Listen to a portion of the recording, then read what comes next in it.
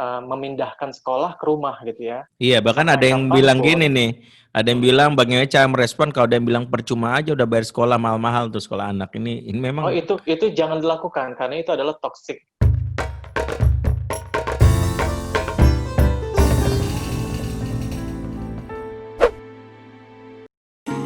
Jangan lupa subscribe channel Langkah Kita, like video ini, dan share ke teman, kerabat, keluarga terdekatmu untuk menyebarkan manfaat yang jauh lebih banyak lagi. Bismillahirrahmanirrahim. Assalamualaikum warahmatullahi wabarakatuh. Waalaikumsalam warahmatullahi wabarakatuh. Alhamdulillah kompak. Alhamdulillah, salatu wassalamu ala rasulillah wa ala alihi wa sahbihi wa mawala wa ba'd. Teman-teman semua penikmat Tayan Brother, ayah bunda, papa mama, abi umi, pepo memo, ya bapak ibu yang menyaksikan tayan kita, saudara-saudariku buat yang jomblo juga, jomblo lillah maupun jomblo lelah, yang mungkin malam ini juga sangat tertarik dengan pembahasan kita yang lagi viral. Dan ini memang sepanjang masa pandemi ini isu ini terus diangkat. Kembali dengan brother yang setiap Rabu malam kami hadir dengan guru kami, sahabat kami, ada Ayah Irwan Rinaldi yang saat ini sedang ada di jembatan Suramadu. Ya, itu backgroundnya bagus banget ya Ayah. Jadi itu minimal ya memberikan hiburan kita yang kangen keluar tuh ya. Kita di rumah aja ya gitu. Sehat Ayah ya? Alhamdulillah. Tidak, sehat. Oh salah ya? Salah. Bukan saya ya? Jangan ini. Kak Hilman alhamdulillah ya dapat salam dari Pemda Kak Hilman. Parah. Pemda Fakfak. Pemda. Dan juga Kak Daus. Sehat ya Kak Daus ya? Alhamdulillah. Ya, termasuk orang tua yang mengalami masalah nggak dengan PJJ nih Kak Daus? Ya. Insya Allah nggak ada masalah, bahkan lebih menarik dan interaktif. Kemarin saya kemarin muhadasah bahasa Arab sama anak saya. Oh gitu ya, alhamdulillah ya. Tabarakallah khair gitu ya. Menikmati. Masya Allah ya. Ini memang situasi beberapa bulan belakangan ini kita tidak bisa lepas dari kondisi ketika orang tua saat ini mendapatkan peran baru ya. Peran yang mungkin selama ini bagi sebagai orang tua terkaget-kaget. Wah, jadi guru lagi di rumah. Dan itu membuat sebagian masalah muncul. Kita mengangkat tema ini kembali karena kita sangat sedih dan prihatin. Terutama ketika kita mendapati kabar ya, yaitu adanya seorang balita atau mungkin bukan balita ya, seorang anak yang tewas 8 tahun ya, dibunuh oleh ibunya. Ya, kita tidak membahas ini dari sisi hukum ya, karena tentu ada pandangan hukum lain, tapi di sini kita melihat pemberitaan bahwa ibu ini mengalami boleh dibilang kondisi emosi yang berat ya ketika menghadapi yang namanya masa pandemi ini ya, pembelajaran khususnya mengajari anak-anak di rumah ya, dan itu semua membuat anak-anak ya menjadi salah satu korbannya. Buat ayah bunda yang mungkin merasakan pengalaman yang sama, silakan bergabung dan silakan ya mungkin undang yang lain untuk kita bicarakan tentang hal ini. Ya alhamdulillah nih kita sudah viewers kita udah 140-an ya, ini menunjukkan bahwa ini mereka butuh sekali nih Ayah Irwan, Kak Daus dan Kak Hilman ya. Kalau perlu habis ini kayaknya ada sesi, bukan sesi lanjutan, bagi yang merasa stres bisa hubungi Kak Hilman nih. Kak Hilman mungkin di kliniknya sendiri ada nggak khusus? Bukan. Nggak ada ya? Saya juga lagi stres. Oh iya, Kak Hilman itu masuknya stres di masa pandemi ini karena lagi dapat tekanan gitu. Tapi memang begini ya, nanti mungkin guru-guru kita nih menambahkan. Saya tuh jadi teringat mungkin buat ayah bunda yang menyaksikan tayangan ini bahwa apa yang berat kita alami ini mungkin kita juga harus melihat bahwa ada sebuah gambaran yang ada dalam Al-Quran di mana baginda Nabi SAW itu ketika mendapatkan tugas pertama kali, tugas yang berat ya, itu Allah menyebutkan dengan kalimat inna sanulqi alaika qaulan tsaqila. Sesungguhnya kami berikan kepada engkau duhai Muhammad yaitu perkataan yang berat makna qaulan tsaqila ini sebagian ulama menafsirkan salah satunya ada fungsi dakwah dan fungsi tarbiyah yang itu disebutkan dalam tafsir Ibnu Katsir yang Ibnu Abbas menyampaikan ini. Artinya apa yang dialami oleh baginda Nabi ketika memulai perannya sebagai Nabi, peran yang baru, makanya disapa di ayat pertama dengan ya ayyuhal muzammil, duhai orang yang berselimut. Artinya Allah ingin mengangkat bahwa peranmu sekarang bertambah, jangan kau berada di zona nyaman lagi. Engkau harus bangkit, ya keluar dari selimutmu. Ya kurang lebih kalau kita mau terjemahkan ayah bunda seolah-olah masa-masa saat ini, masa ketika bunda dan ayah sekarang jadi guru di rumah, ini mungkin masa ketika Allah menyapa wahai orang yang berselimut. Mungkin nggak pernah ngajar atau apa. Yang menariknya ketika Allah memberikan kabar kepada Rasul dengan perkataan yang berat, ternyata ada solusi yang dibekali kepada Rasul, dan ini mungkin bisa jadi kita ibrah buat kita. Apa kata Allah? Yaitu qumil laila illa qalila nisfahu aw inqus minhu qalila aw zid alaihi warattil qur'ana tartila. Minimal ada dua nih. Satu yaitu diminta Rasul untuk bangun tengah malam, yang kedua adalah tilawatil Quran. Jadi memang ternyata apa yang menjadi berat di sini memang mau tidak mau, walaupun ranah ini bukan sekedar ranah spiritual ya, ada ranah psikologis, tapi mau tidak mau kita saling menguatkan, salah satunya memohon kepada Allah merutinkan kembali mungkin munajat-munajat kita di waktu malam. Kurang lebih begitu sih kalau mungkin dari sudut pandang yang selama ini masuk ya, ada yang mungkin merasakan seperti ini enggak gitu ya. Ya itu yang mungkin bisa kita tanggapi. Airwan setuju nggak nih kalau ngelihat dari sisi ini Airwan? Jangan bengong iya, kita Airwan. Kita hari ini sudah sepakat. Ya terpana ke kalau Ajo Bendri sudah menukilkan dialek itu terpana. Baik. Itu sindiran itu. Iya. Kalau saya sih bilangnya gini, ini sebenarnya pembahasan ini di Kak Daus dan Kak Hilman sebenarnya yang ahlinya. Kalau saya cuman ini sih nasihat ke saya sebenarnya bahwa akad kita gitu ya, akad kita di dunia ini memang cuma satu kan akadnya, yaitu bekerja gitu. Itu akad kita gitu.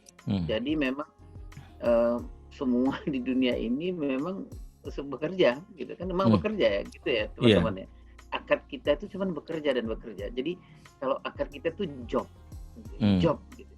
Nah, saya kembali mengingatkan sebenarnya dulu kita pernah bahas gitu bahwa kita nggak berdasarkan job gitu. Misalnya kalau menjadi orang tua, yang job yang pernah kita bahas dulu itu ada job desk, ada job description, ada job specification gitu. Nah, ada job standar gitu. Nah, kita mungkin job standarnya aja, job standar sebagai orang tua apa gitu. Tetapi kita nggak masuk kepada job itunya, job specification-nya. Menjadi orang tua itu tidak sekedar hanya untuk mencari uang gitu, tapi membutuhkan keterampilan dan pengetahuan yang lebih detail gitu. Misalnya menjadi murabi gitu ya. Ini kan sekarang hal-hal ini yang mungkin tidak tersiapkan oleh kita gitu ya. Artinya mungkin memang ini menjadi suatu PR banget bahwa memang orang tua menjadi salah satu yang sekarang subjek pembelajar baru dari sekolah, harusnya bahwa sekolah. Kalau saya melihatnya itu ya kali ya Irwan, bahwa sekolah harusnya mempersiapkan juga ya perangkat bahwa orang tua ini juga perlu mendapatkan briefing ya, atau mungkin metode, bahkan kalau mungkin ya nanti ditambahkan oleh Kak Hilman ya, ada perlu mungkin protokol pengajaran di rumah gitu. Artinya sekolah bukan hanya mengatakan kepada anak-anaknya ini loh kurikulumnya atau kepada orang tuanya, tapi dipandu sebagai mitra bahwa ada protokol pengajaran yang mungkin membantu agar orang tua itu bisa mendapatkan sebuah ya metode atau mungkin cara gitu untuk yang baik. Gimana ini kalau dari sudut pandang ini? Itu kan teknis ya gitu ya Joy, itu kan teknis ya. Kalau menurut saya mungkin nggak usah hemat-hemat, nggak usah ini karena masa pandemi selalu hemat ya. Iya, jadi menurut royal saya ada hal-hal mendasar itu yang tadi itu yang saya bilang bahwa seperti yang di bukunya Ajo Fatherman itu. Nah, kan itu job specification sebenarnya jadi orang tua ya, tidak hanya menjadi seorang parent, tapi juga sebagai as a teacher gitu ya teman-teman ya. Nah, kalau job specification itu membutuhkan wawasan dan keterampilan gitu, dan itu yang selama ini mungkin tidak teredukasi kepada orang tua.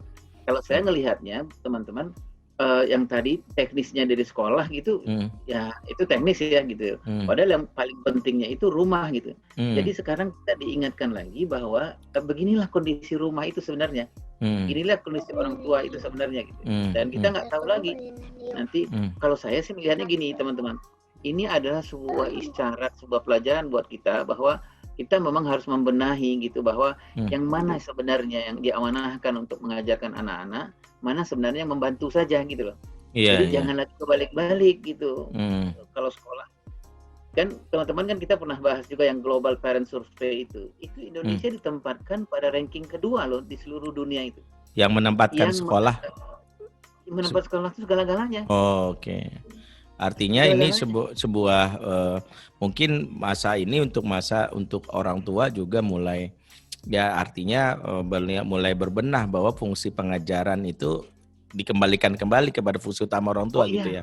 Iya. Jadi kalau kita ngelihat gini Jo, nanti teman-teman tambahkan. Kalau kita ngelihat dari rankingnya Global Parent Survey itu yang mengalami negara-negara yang mengalami persoalan yang paling berat untuk pelajaran jarak jauh ini adalah negara yang rankingnya itu India, Indonesia, beberapa negara yang lain. Memang memporsinya kalau seperti Finland bagi mereka nggak ada masalah gitu karena mereka memposisikan itu memang orang tua segala-galanya. Orang tua menjadi justru sebagai subjek pengajaran. Iya, sesuai dengan prinsip pengasuhan dalam Islam lah gitu bahwa orang tua itu nanti ini persoalan bukan amanah biasa tapi diminta pertanggungjawabannya. Iya. Tapi ini kita sudah mulai banyak pertanyaan dan komentar yang masuk nih Irwan. Artinya mungkin nih salah sendiri dua orang nih nggak mau komen sih dari tadi. Mau nggak mau dia menjawab pertanyaannya. Jatah pertanyaan. Ini dari tadi memang ini ya, Ustaz Benri. Ini memang banyak nih ngeliatin yang dari tadi. Masya Allah Iya. Karena gini ada masukan nih. Ini saya mau komentar dulu terkait dengan pembahasan kita di awal kan tentang orang tua yang melakukan kekerasan sampai meninggal anaknya. Tapi ada satu masukan mungkin ternyata ortunya sudah sejak lama Ustadz sering melakukan kekerasan tersebut. Artinya ternyata habit kekerasan itu saya belum menerima informasi detailnya lagi sih. Tapi komentarnya deh dari sisi psikologis deh Kak Ilman gimana Kak Ilman? Ini harusnya bukan talk show nih Kak Ilman nih gimana Kak Ilman? Kak Ilman. Kalau sebenarnya kalau itu kan puncak gunung ya itu kan kematian, bukan kita mengatakan bahwa kematian kehilangan nyawa itu bukan kita rendahkan gitu, tetapi begitu banyak sebenarnya kematian karakter yang dialami oleh anak-anak dan itu dalam setiap hari itu jumlahnya bisa ratusan ribu orang dari orang tua yang tadi itu yang orang tua yang hanya tahu job standar tapi tidak tahu job specification-nya apa. Yang standar itu maksudnya apa sih peranan orang tua ya tahu nyari uang, ini anak udah selesai gitu. Kalau job specification itu kan wawasan dan keterampilan yang detail yang di bukunya Ajo itu tidak hanya sebagai orang tua tapi sebagai guru juga dia sebagai motivator juga. Iya. Mungkin bagi teman-teman yang baru bergabung ya ayah tadi nyebut buku saya nama bukunya Fatherman promo gitu ya. Tapi memang ini Kak Ilman deh dari sisi psikologis memandang ini secara umum kan udah 5 bulan atau 6 bulan ya kita ya. Sebenarnya saya sendiri ngerasain deh dari sisi bahwa saya sendiri nggak begitu terlibat langsung. Paling kalau di rumah itu saya sama istri itu cuma membedakan bahwa tugas-tugas terkait dengan tugas-tugas spiritualitas kayak bacaan Quran, hafalan itu ada di saya dan kita bikin jadwal. Misalnya habis maghrib yang ngaji sama Abi, yang setor hafalan siapa, habis subuh yang bikin surat apa. Nah, sementara istri lebih kepada tugas-tugas akademis yang mungkin bisa dihandle seperti bikin tempe kayak hari ini atau presentasi dan macam-macamnya. Tapi ternyata saya juga ngelihat saya sendiri ya lelah juga gitu ya. Artinya lelah itu gini, aduh sampai ada keinginan gini dan ini salah nggak ya? Maksudnya ini sekedar kita untuk memandang ya. Saya sampai berpikir gini bahwa ada yang lebih esensial dari sekedar kita memahami bahwa kurikulum itu harus 100% di kita terjemahkan dari sekolah ya bahwa sekolah buat kurikulum ini. Saya akhirnya bilang sama istri, kayaknya ada beberapa yang harus kita sesuaikan dengan anak-anak kita. Misalnya, ini kayaknya yang anak-anak ini dia belum siap nih. Ya misalnya dia siapnya di ini. Jadi kita punya persiapan yang berbeda gitu ya. Artinya kita modifikasi. Itu sih yang kita lakukan selama ini gitu Kak Ilman.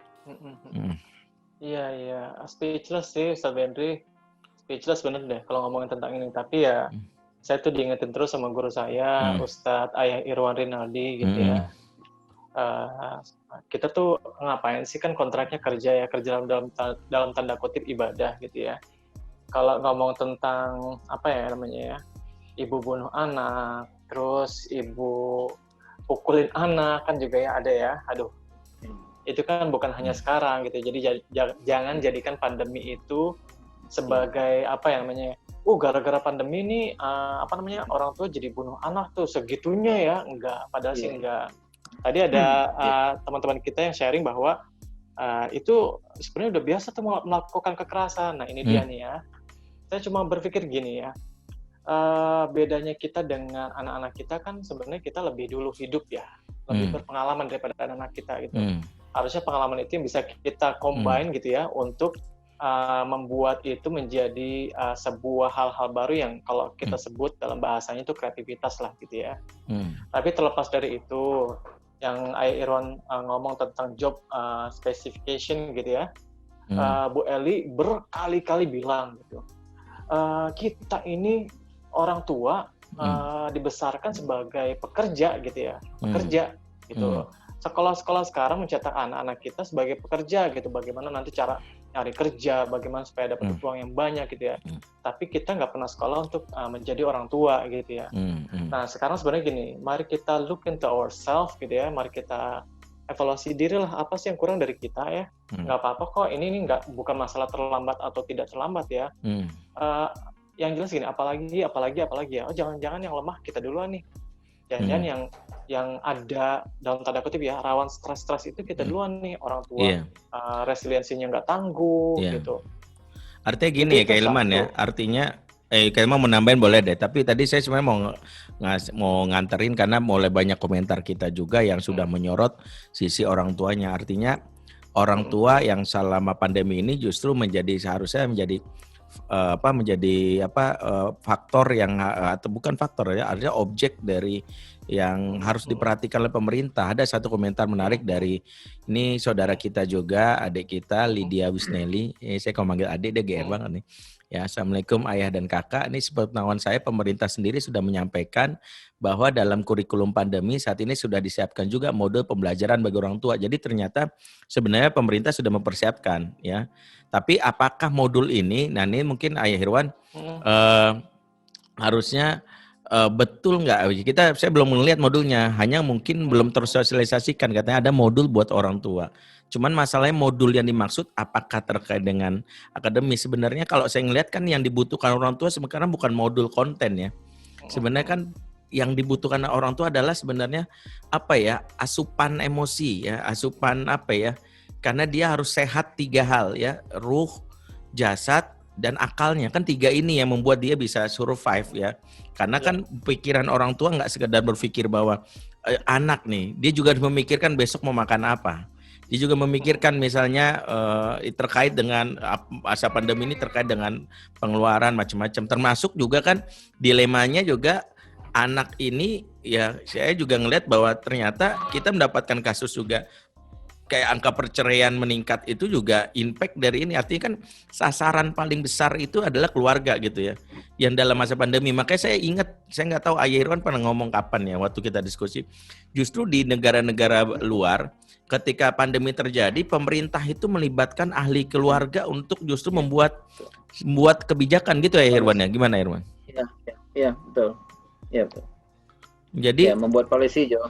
Jadi policy yang dibangun harusnya melibatkan bahwa justru kalau kita lihat kan, saya nggak tahu ya, ini mungkin bukan maksud yang kritik, justru kalau kita ngelihat di permukaan yang tampil ke depan untuk mengatasi pandemi ini ternyata Menteri Kesehatan atau Menteri Hukum ya, atau misalnya kepala-kepala daerah. Saya belum melihat bahwa ada menteri yang terkait dengan keluarga. Kalau di Indonesia ini mungkin PPA ya Irwan ya, PPA gitu, yang akhirnya harusnya berbicara atau mengambil alih atau misalnya memberikan masukan, karena harusnya melibatkan. Kita punya banyak ahli-ahli keluarga yang Profesor Ais ya, misalnya Profesor ada Irwan juga, Irwan Rinaldi ini, dan juga banyak sekali. Harusnya kan dilibatkan dalam bahwa ini menjadi bom waktu. Saya nggak kebayang nih kalau dalam tahun ini pandemi ini belum juga ada keluarnya nggak tahu gimana nasibnya nih anak-anak gitu ya. Ya, Kado sendiri sebenarnya udah agak-agak stres ngeliat dengan anaknya lagi-lagi nih. dia mau ngomong nih anaknya lagi-lagi. Ayo, udah, ya. Ya udah Kado mau ngomong deh. Ya ada. Ya, ini ada fans baru Ustadz Benri katanya yang baju oranye namanya siapa gitu. Ustadz Benri. Ustadz Benri namanya nak. Ya baik, terima kasih para guru-guru saya. Saya sebenarnya senang nyimak sih, saya jadi orang tua di sini. Ya, jadi sebenarnya kalau ngomong tentang masa pandemi gitu ya, tentang pembelajaran anak ini kan kita ngelihat ya apakah dari sisi anak, orang tua, bahkan sekolah gitu. Buat saya sih sebetulnya orang tua kan baru terkaget-kaget ya bahwa fenomena ini kan sebetulnya bahwa nggak ada sesuatu yang ideal ya. Artinya gini, bisa jadi orang tua masukkan sekolah, tapi kan sekolah itu nggak bisa dikatakan ideal yang segala sesuatunya bisa ideal gitu ya. Bahkan ya saat Ajo gitu ya, ada satu sekolah yang ini saya lah komunikasi gitu ya, bagaimana ada problematika juga, bagaimana seorang guru juga ada kendala dalam hal teknis tuh ya, dalam bentuk pengajaran gitu ya. Kemudian ada juga yang gurunya banyak tugas gitu ya. Saya sih cuma mau bilang gini, kalau menurut Stephen Covey gitu ya, nanti tolong diralat nih ya. Ayah Irwan ini kan gurunya langsung. Kalau saya kan cuma membaca bukunya gitu ya. Jadi ada 3. Pertama ada orang tua yang pasif gitu ya. Jadi masa bodoh lah, misalkan terserah lah anak mau gimana, kayak belajar pandemi daripada stres biarin gitu. Ada orang tua yang aktif ya kan. Aktif tapi ternyata mereka lupa, kalau kata Aju tadi dilihat 3 hal.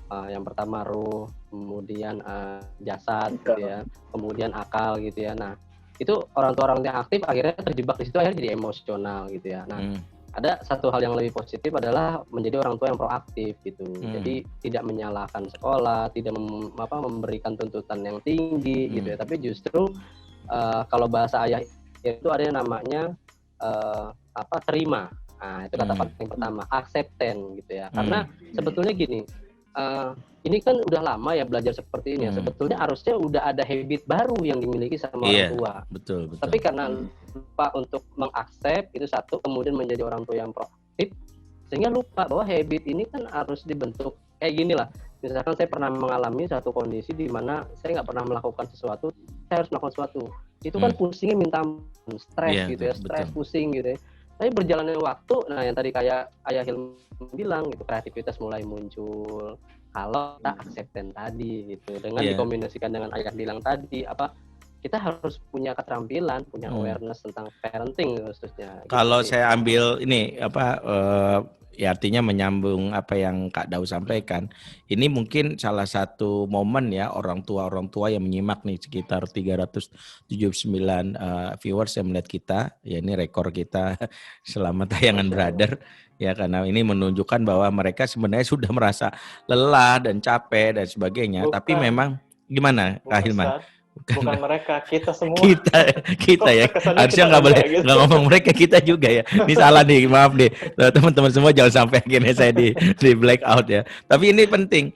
Justru momen ini dan kita semua, momen yang Ayah Irwan dan Kak Daus itu tadi saya menyampaikan, ini momen kita untuk merubah hatinya, merubah paradigma kali ya. Mungkin momen ini untuk kenapa kita harusnya untuk banyak belajar lagi bahwa menjadi orang tua tidak seperti yang selama ini kita paradigma susah banget. Memang jadi orang tua mah tinggal gampang lah, ngasih makan, ternyata disinilah seolah-olah Allah yang menyapa dengan ayat yang tadi saya baca tuh, ya ayyuhal muzammil, ya orang-orang berselimut, ya selama ini berlindung di zona nyaman, ya selama ini kamu menganggap ngasih makan anak udah selesai, baru terasa kan, maksudnya baru terasa itu. Yuk kita belajar, artinya saya juga baru belajar, dan saya belajar itu justru dari istri saya itu justru masa pandemi ini dia selalu minta izin, Bi boleh nggak ikut kulzum ini, Bi ikut kulzum ini boleh nggak? Artinya saya bilang, oh dia membekali dirinya karena dia tahu dia bakal banyak berinteraksi dengan anak nih. Kalau nggak nggak diberikan, ya itu stres tadi kan gitu ya. Kayak gitu itu sih. Itu bukan yang free kan Ustaz ya? Gimana? Itu tadi sebenarnya gini Ustaz. Nyambung ke ini ya, Cing Daus tadi tentang apa sih harusnya sudah ini 7 bulan ya, masuk bulan ke-7 sudah terjadi kebiasaan. Sebenarnya nggak bulan ke-7 sih, harusnya nggak nunggu bulan ke-7 ya. Harusnya bulan ketiga kita sudah mulai biasa ya gitu. Cuma di sini kalau karena saya guru, terus saya juga orang tua, saya merasa memang ada yang mungkin ini salah, tapi mari kita coba diskusi. Ada yang salah sepertinya gitu ya. Tadi juga sudah ada nih di komen gitu bahwa kok kita sekarang seperti ini ya, seperti memindahkan sekolah ke rumah gitu ya. Iya, bahkan ada yang bilang gini nih, ada yang bilang bagaimana cara merespon kalau ada yang bilang percuma aja udah bayar sekolah mahal-mahal tuh sekolah anak ini memang. Itu jangan dilakukan karena itu adalah toxic ini ya, pikiran toksik gitu. Jadi please ayah bunda jangan lakukan itu gitu ya, karena itu toksik buat kita gitu loh. Ini makan gaji buta nih, itu toksik buat kita. Jadi nggak selesai justru kalau misal memang ada bayaran udah infak aja, itu balik ke kita kok. Tapi yang nggak boleh terjadi adalah seperti gini, sekolah itu punya rules, sekolah itu punya resource SDM yang luar biasa dilatih ya, tahunan loh, mereka terlatih tahunan dan punya pengalaman yang luar biasa gitu untuk menjalankan pendidikan di sekolah gitu ya. Tapi masalahnya begitu kondisi yang ini yang nggak terduganya terjadi dan dipindahkanlah semua pelajaran sekolah ke rumah, Ustadz Bentri, Ayah Irwan atau Cing Daus bisa kebayang nggak bahwa orang tua yang nggak pernah dibesarkan untuk menjadi guru, apalagi SD ya yang ngajar dari bahasa Indonesia sampai bahasa bahasa Inggris segala macam, matematika dan sebagainya, itu kebayang nggak pernah dilatih loh untuk itu gitu ya. Jadi rasanya ini yang bikin stresor baru ya, bahwa para orang tua di samping mereka harus mencari nafkah, terus pengurus rumah dan sebagainya, dan sekarang harus pengajar gitu ya. Itu sih. Nah makanya kita nih harusnya ya, ini kan obrolan kita ini sebenarnya bukan sekedar mengulang curhatan mereka ya. Memang kan harusnya nih juga sebagian nih nanti kita ada tanggung jawab menjawab nih. Kayaknya Ayah Irwan udah nggak sabar pengen jawab, tapi maksud saya nih sebenarnya kita harus mengeluarkan. Terus bagaimana nih dengan kondisi seperti ini? Kan sudah mulai nih ada pertanyaan. Bagaimana kayaknya orang tuh udah kehabisan cara nih agar bisa jadi guru yang menyenangkan. Terus ada bagaimana tipsnya nih agar nggak marah ya, memaksimalkan belajar daring. Ada yang sampai bilang kayaknya bahkan ya ini yang mungkin disebut toksik oleh Kak Hilman tadi ya. Kayaknya kesannya guru sekarang tuh cenderung hanya sebagai bos ya, memerintahkan kepada anak-anak ya. Jadi itu kesan yang dirasakan sebagian besar orang tua. Kalau mau disimpulkan apa dulu nih? Kalau saya sih ngelihatnya ya, nanti mungkin bisa tambahkan, memang kejernihan hati, bahwa fokus pertama di sini memang mau nggak mau ya, bahwa tidak ada yang menguatkan diri kita dalam masa berat ini kecuali penguatan hal yang paling siriah dalam masalah diri itu adalah ruh ya. Mau tidak mau inilah momen di mana kita disadarkan sekuat-kuatnya fisik kita, secerdas-cerdasnya kita dengan pendidikan S1, S2, S3. Tapi kalau ruh kita lemah, kalau ternyata ibadah kita jeblok, spiritual kita kendor, pasti ngefeknya kemana-mana. Ya, itu satu contoh. Misalnya gini, pernah ada yang nanya misalnya, walaupun saya mencoba menjawabnya dari sisi spiritualitas, misalnya, Ustadz gimana caranya untuk bisa bersabar dengan anak-anak? Saya merenung kenapa ayat Quran ketika berbicara tentang kesabaran itu dengan kalimat wasta'inu bisobri wassalah. Minta tolonglah kepada Allah dengan sabar dan sholat. Nyata ayat tentang sabar itu didampingi dengan ayat tentang sholat. Dan itu menarik karena sebagian ulama menafsirkan kualitas kesabaran kita itu sebanding dengan kualitas sholat kita. Artinya siapa yang sholatnya maaf gitu kayak saya lah. Kadang-kadang kalau lagi capek buru-buru Allahu Akbar, itu bisa diukur kesabaran saya itu tipis gitu. Karena saya lagi sholat bersama Allah saja ketika lagi mau benar-benar kita minta dapat yang namanya recharge emosi, ternyata buru-buru ya nggak mungkin memberikan ya. Makanya memang ya ini harus dikembalikan lagi bahwa tidak ada hal yang mungkin menjadi salah satu solusi utama kecuali ini. Itu yang kalau menurut saya sih ya, kalau menurut saya gitu ya. Kalau ada tambahan mungkin Ayah Irwan ini biar kita langsung ke konkret Ayah Irwan. Cukup ya. Oh, mau cukup gimana, masih udah belum tutup Ayah Irwan, mau tutup aja masih lama Ayah Irwan nih udah ngantuk aja nih Irwan. Emang Ayah Irwan itu kalau ada problem maunya solusi langsung. Iya. Iya, dia udah cukup aja, belum cukup, orang waktunya masih lama, orang udah udah nanya sama kita memang nih. butuh, Ustadz Berdi, ini kita sudah setengah jalan ya, kayaknya kita harus ngomongin ke solusi nih. Iya. Gimana sebaiknya gitu ya. Iya, makanya kan tadi itu dari kita nggak mau saya ngeliat solusi spiritual kan, tapi kan ada aspek teknis lain ya. Misalnya kalau saya sih ngelihatnya ada aspek yang mungkin di sebelum bicara tentang anak, aspek tentang suami istri nih. Ya, sepakat nggak bahwa mungkin ini yang mungkin harus kita kuatin, suami istri harus menjadi partner gitu ya, nggak ada lagi berpikir itu urusan lo ya, gue mah. Nah, itu mungkin yang harus kita, karena kan kalau ngelihat rata-rata yang bertanya sebagian besar kan ibu-ibu ya, dan juga kita juga ngelihat ibu-ibu ini kan rentan ya, artinya rentan dari sisi bahwa ada hal yang mungkin ibu-ibu juga merasakan waktu me time-nya berkurang.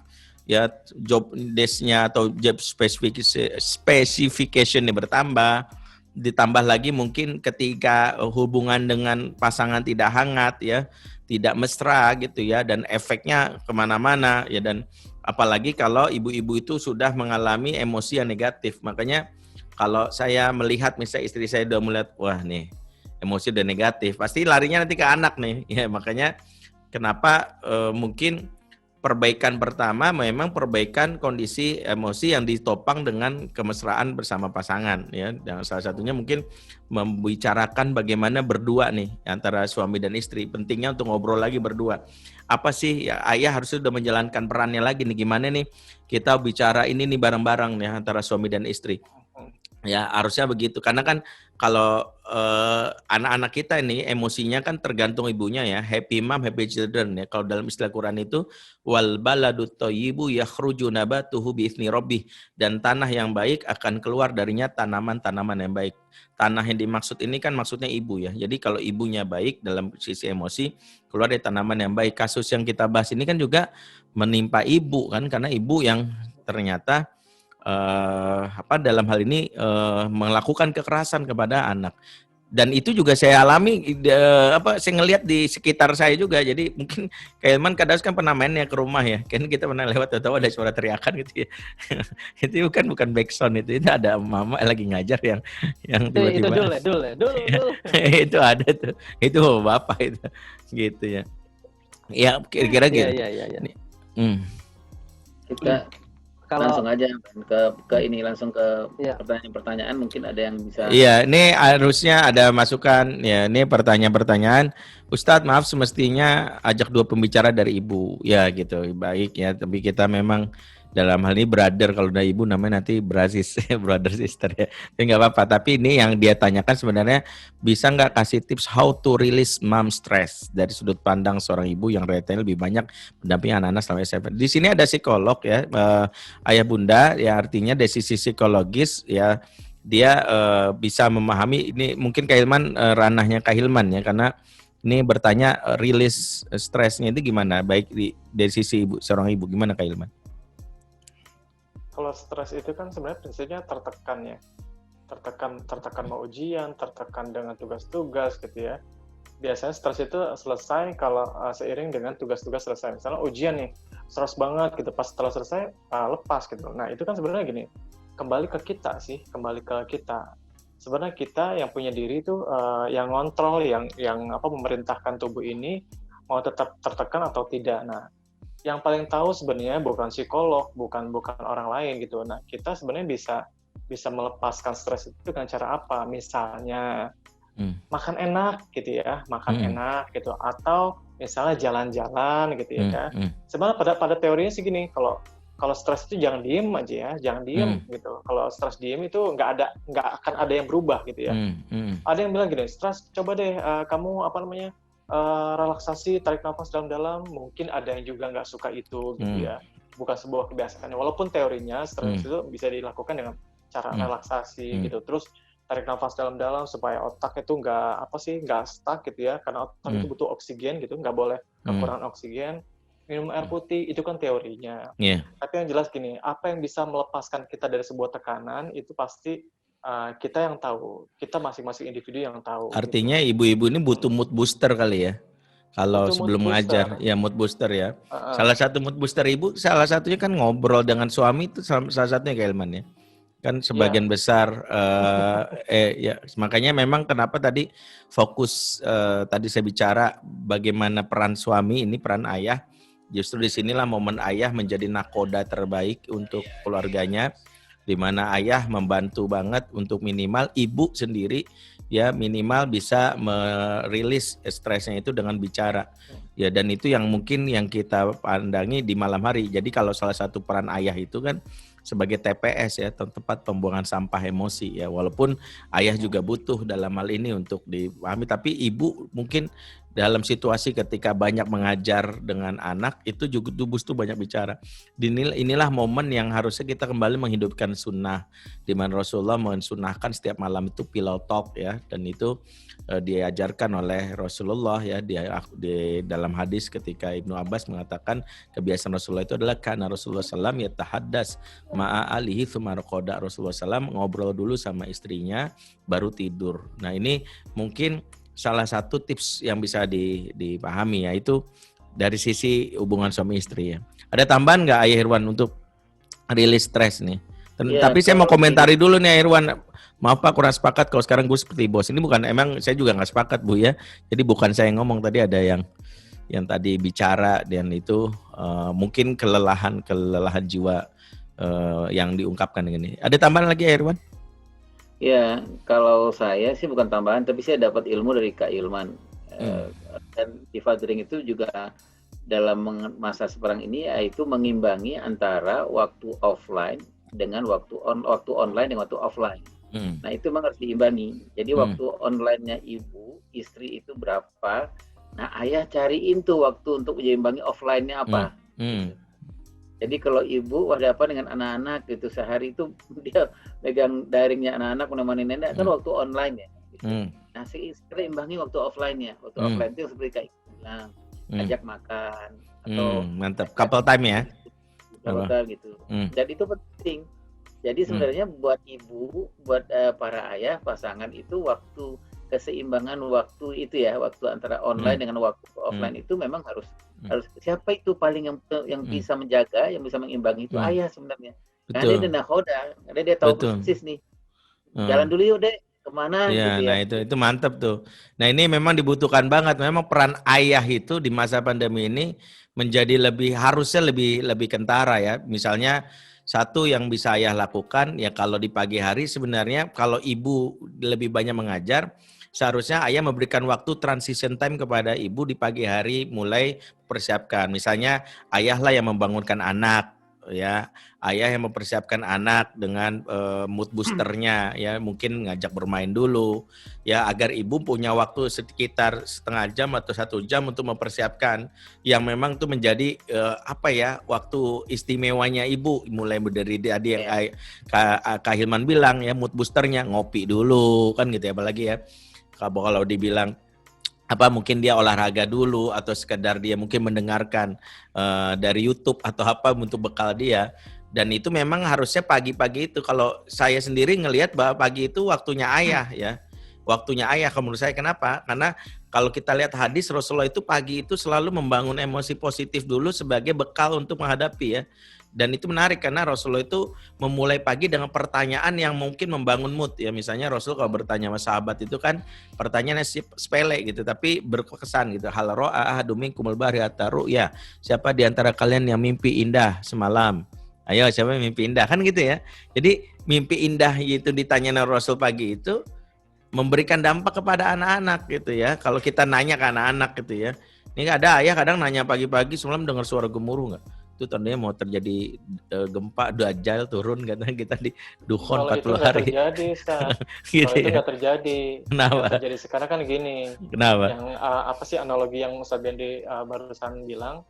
Sekarang tuh sebaiknya orang tua coba kita bangun dari pagi ya, karena pagi-pagi itu luar biasa gitu. Jadi mari kita hindari yang kayak gini nih. Ayo bangun cepetan. Ayo udah mau zoom sama orang tua. Astagfirullahaladzim, kamu masih di sini aja sih. Gitu ya. itu karena gini Kak Ilman. Itu karena ibunya yang nanganin langsung, padahal harusnya tugas ayah.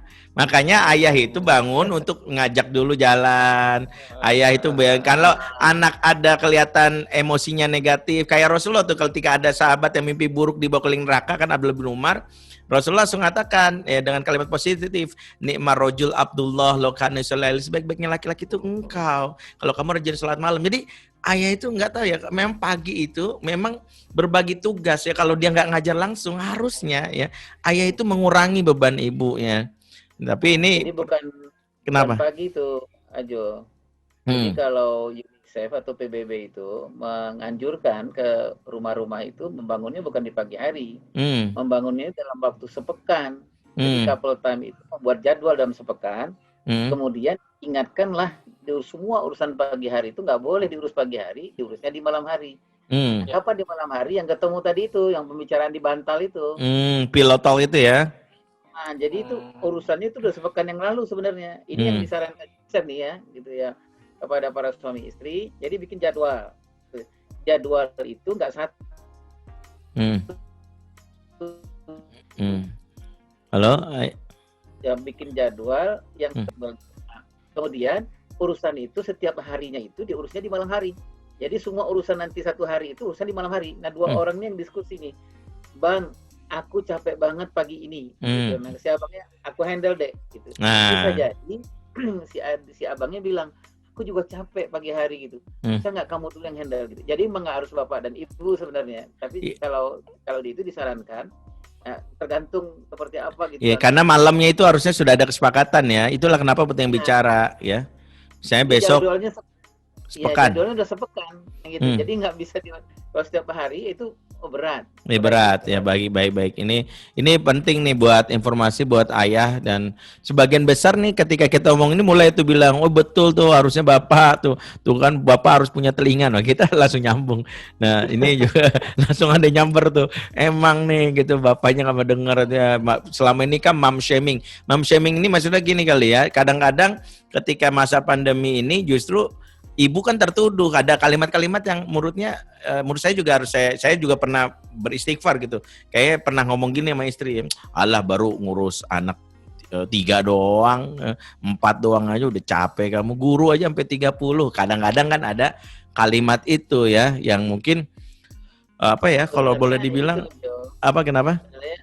Sebenarnya kalau istrinya Ajo itu ngurus anak bagi dia nggak ada masalah. Ngurus suami yang susah. Iya, saya nggak kurus-kurus nih, nggak diurus nih sama istri. Ustaz Bendri, kalau ngarepin para ayah sih memang tunggu lama dulu ya, lama dulu nih, karena nggak setiap ayah terlatih dan nggak setiap ayah baca buku Fatherman dari ayah Bendri, dari Ustaz Bendri ya. Maksudnya gini. Saya kadang-kadang nih ngambil utilize ya, maksud memanfaatkan pandemi ini ngisi seminar, kok saya ngelihat diri saya sendiri ya, ini kayak sekarang nih ya, ngomong di browser, kok saya ngelihat diri saya sendiri gitu.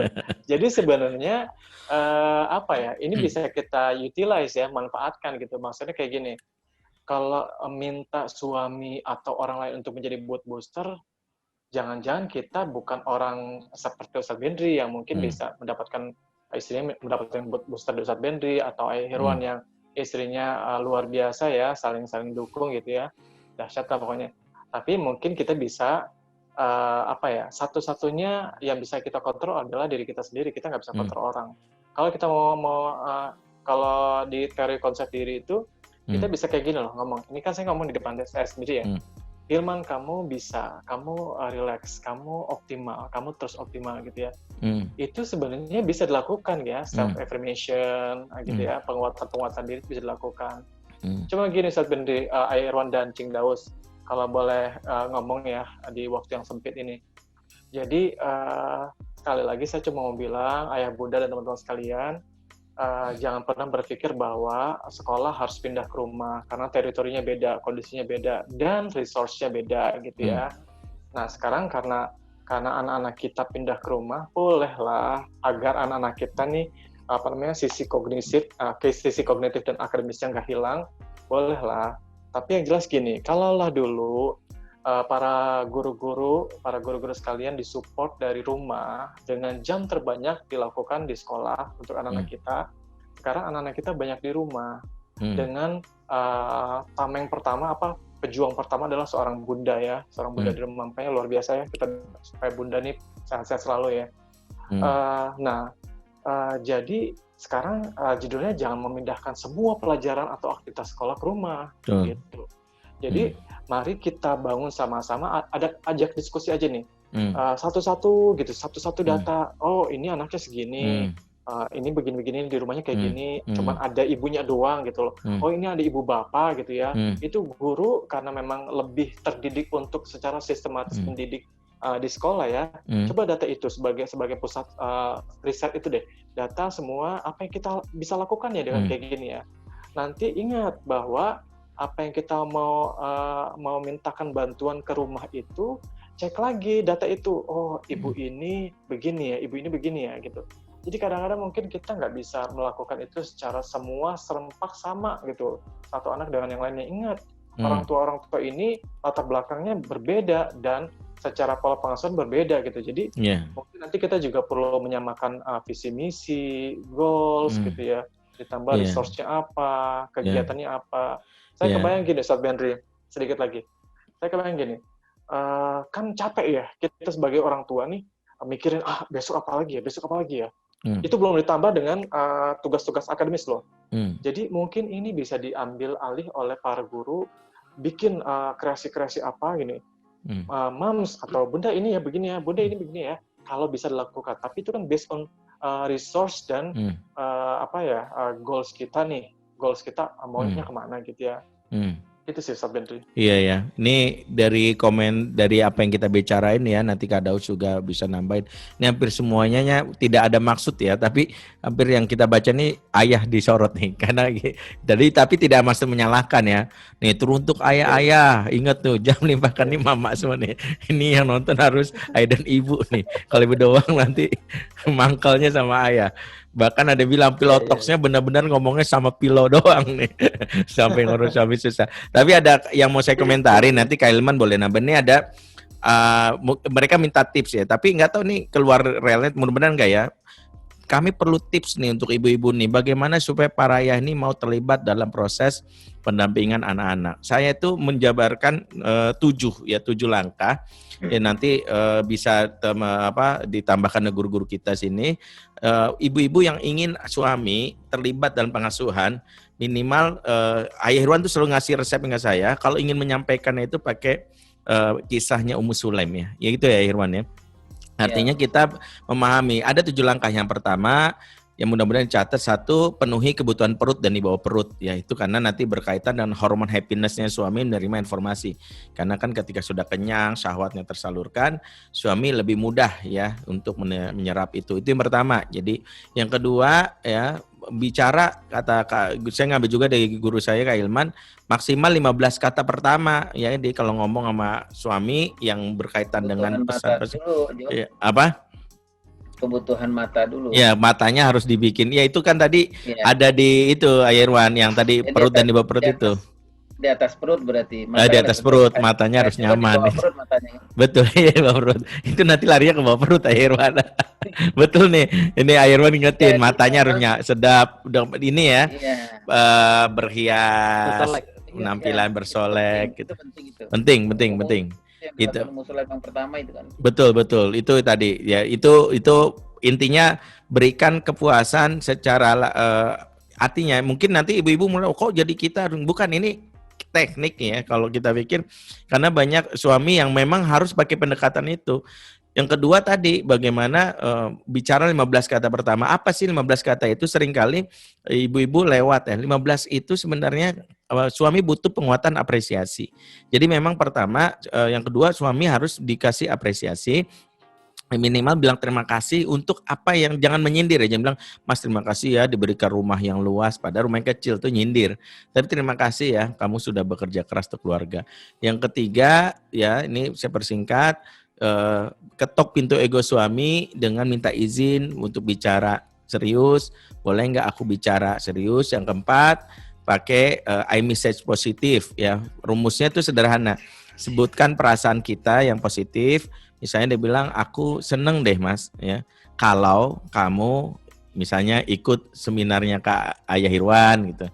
Kamu ikut seminarnya Kak Hilman gitu ya. Jadinya kita punya misi yang sama. Itu yang keempat, sebutkan perasaan positif kita. Yang kelima, minta maaf kalau ternyata apa yang disampaikan membuat suami mungkin merasa tidak nyaman. Yang keenam, penguatan apresiasi dengan bilang biar bagaimanapun kamu sudah memberikan yang terbaik untuk keluarga kita. Aku bangga dan bahagia. Dan yang ketujuh, dan ini penting, yaitu memberikan shock, kejutan di sentuhan di punggung telapak tangan, di pipi dan tepukan di bahu. Ya insya Allah biasanya suami di yang terakhir ini mendapatkan kejutan yang menenangkan. Itu sih dari saya. Nanti Irwan. Nah, Ben Irwan, ini ada masukan lagi nih. Enggak. Iya, saya kalau saya bilang gini apa aja dengan kawan. Sebenarnya dengan 3 yang dilakukan Ummu Sulaim itu, ego suami sudah luntuh itu.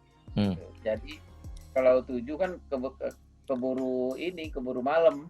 Iya, nggak apa-apa ya Irwan. 7 aja kita kenapa sih nego dikit ini 3 kita mau nambahin 4 boleh, 7 boleh enggak, tapi 7 udah ini. Itu rumusan ya Irwan.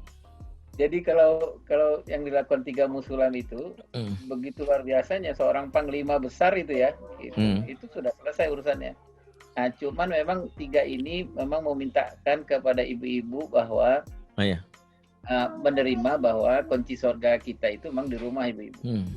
Jadi semakin banyak kita melakukan apa-apa di rumah itu, begitulah kunci surga kita gitu. Mungkin itu ya, penerimaan itu yang harus didapatkan gitu, bahwa saksinya di rumah itu luar biasa. Itu akan menyaksikan, akan nanti bersaksi pada jam 9. Iya, ini sudah ayah suaranya mungkin pakai ini ayah ya, di mic-nya disambungin karena ada komplain suara ayah kurang pelan tadi, kurang terdengar gitu ya. Khawatir ayah bisik-bisik gitu ya. Biasanya kalau yang suara pelan itu bicarain honor ayah, jadi mereka agak curiga. Khawatir ada orang Pemda di sini ngeliat. Pemda lagi. Gitu ya. Udah cukup ya Irwan. Oke, teman-teman semua ya, mohon maaf sebelumnya ini karena siaran kita sempat terjeda ya, dan itu karena ada masalah di YouTube-nya ya yang terakhir. Jadi karena IG-nya ada di IG-nya, sorry. Ya jadi nanti kalau teman-teman ingin melihat tayangan ulang ini bisa di channel YouTube Langkah Kita untuk ulangannya.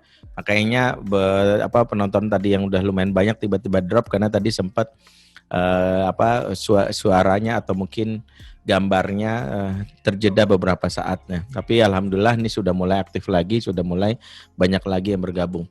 Nah kembali nih Kak Daus, kalau misalnya kan tadi udah tuh kita nih berbicara konteksnya solusi ya, kita berbicara gimana orang tua sudah mulai melihat hal ini. Tadi penerimaan sudah disampaikan Kak Daus. Bagaimana orang tua mulai adaptasi baru gitu ya.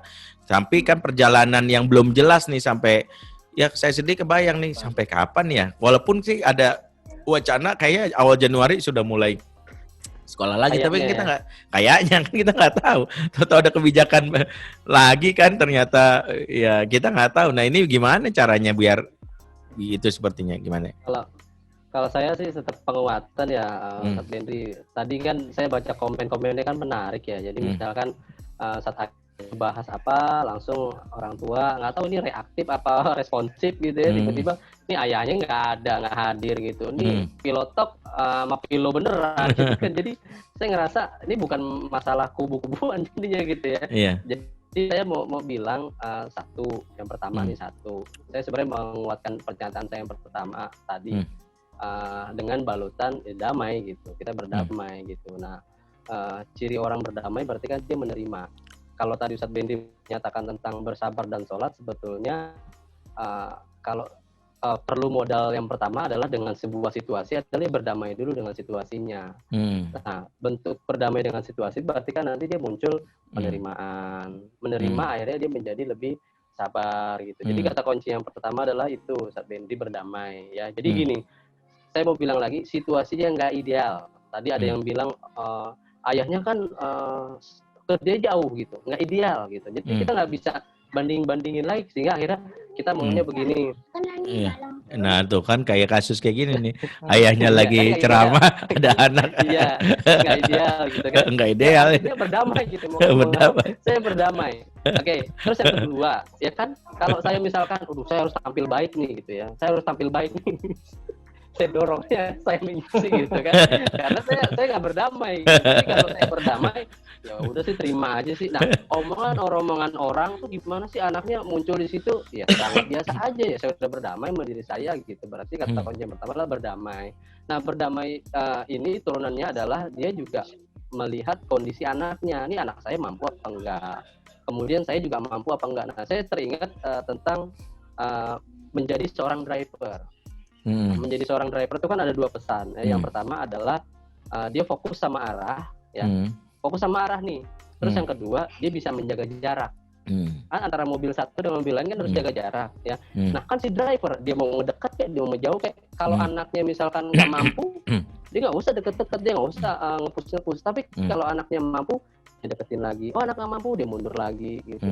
Jadi menurut saya ini kayak konsep filosofi driver gitu, jaga jarak sama fokus arah. Fokus arah tadi kayak misalkan ada emang guru sekarang kok banyakin tugas doang gitu. Oh, bayaran mahal-mahal gitu, tapi kok banyakin tugas kalau dikasih orang tua. Ya kan balik lagi sih menurut saya sih dia nggak damai gitu. Dia nggak fokus sama diri dia, sehingga ya tadi loncat-loncat. Sama yang terakhir nih saat Benri, saya mengadopsi dari Ayah Irwan itu. Kalau Ayah Irwan tuh pakai TPA, saya pakai TPS gitu ya. Jadi sebenarnya pecahan dari berdamai tadi, yang pertama adalah terima, ya. Yang kedua adalah pahami, ya. Saya nggak usah ya. Kemudian yang ketiga adalah study. Tadi semua yang tadi kita bahas adalah tentang bagaimana ayah. Jadi pentingnya kita sebagai orang tua untuk belajar. Sama mungkin ditutup sama saya itu berkaitan sama perbanyak success story. Nah, tadi saya ketika lagi dengar bahas ini ada satu message yang masuk ke saya tuh, masya Allah luar biasa gitu ya. Jadi yang tadi disebutkan sama kita di sini itu dilakukan banget. Pertama, sama ibunya sudah terbangun komunikasi. Yang kedua, anak, ayah, ibu sudah terbangun keterhubungan dan kelekatan. Kemudian yang ketiga, setiap mau belajar dia menyelesaikan dulu persoalan mereka. Bahkan anak dilibatkan. Misalkan ibu harus masak, anak dilibatkan. Tapi dari mana? Tentu saja suaminya udah ngambil peran. Tentu saja orang tua juga tahu cara komunikasi sama anak, nggak maksa-maksa gitu. Sehingga anak bahkan ngerjain PR tengah malam dengan inisiatif sendiri, itu jadi nggak beban buat dia gitu. Ngapain sih malam-malam kan aku main game, stres gitu. Ini enggak. Karena menurut saya semuanya udah berdamai. Iya, gitu. Berdamai dengan kondisi ini. Ya, perbanyak success story yang bisa jadi setiap orang tua dalam satu level itu, saya yakin pasti mereka punya kenyamanan dengan kondisi begini. Baik, Masya Allah nih, Kak Daus, kita bayangin banget banyak tapi masukan dari Kak Daus, praktisi yang berkaitan dengan anak, dari Ayah Irwan, dari Kak Hilman, tapi waktu kita nih sudah hampir usai, kita durasinya 1 jam, pengennya ngobrol lama, ayah-ayah di rumah dan bunda di rumah juga ingin kita terus, tapi ayah dan bunda di rumah, tayangan kita akan ditayangkan ulang di channel YouTube Langkah Kita. Silakan subscribe. Nanti kita bisa dapat tayangan lebih utuh. Kalau tadi ada yang terjeda, kami mohon maaf. Terakhir mungkin kita nggak bisa beri kesempatan pada saudara-saudara kita, ayah-ayah dan para guru saya ini untuk bicara karena waktu terbatas. Tapi izinkan boleh kami pertama mengapresiasi dulu buat para bunda yang hari ini dengan segala kelelahannya tetap bersabar, tetap mau menerima takdirnya dengan menjaga supaya dengan jatuh bangunnya untuk mengajar. Saya ingin mengatakan semoga Allah balas dengan surga buat bunda yang Masya Allah ya. Dan saya ingin dan juga para ayah yang di tengah tuntutannya untuk terus ya menjaga supaya dapur tetap ngebul. Ada tuntutan lagi harus dengar obrolan istri tiap malam. Memang ini bukan sesuatu yang mudah, tapi kita apresiasi juga buat ayah ini jadi hebat. Intinya kita mengharapkan mari kita mulai dengan pengokohan lagi.